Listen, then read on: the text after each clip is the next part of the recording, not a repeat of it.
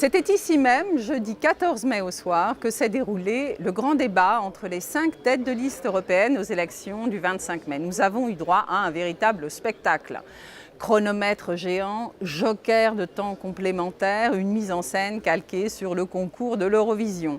Mais au fond, que retenir de cette démonstration de force des partis politiques européens qui espèrent bien placer l'un des leurs à la tête de la Commission? Eh bien d'abord que tous ces candidats sont furieusement centristes.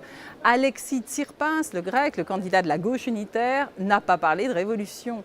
L'écologiste Ska Keller n'a pas prononcé le mot de New Green Deal. Le libéral Guy Verhofstadt s'est bien gardé d'employer celui de fédéralisme.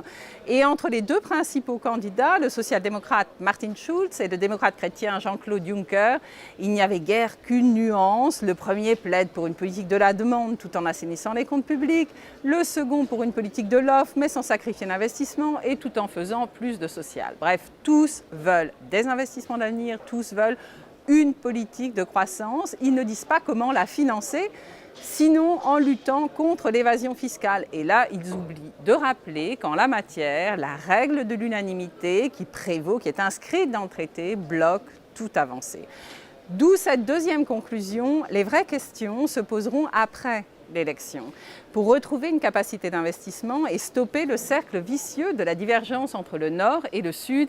Il faudrait à la fois alléger le fardeau des dettes publiques nationales et disposer d'une capacité budgétaire au niveau de la zone euro. Autrement dit, remettre sur le métier la réforme de l'eurozone.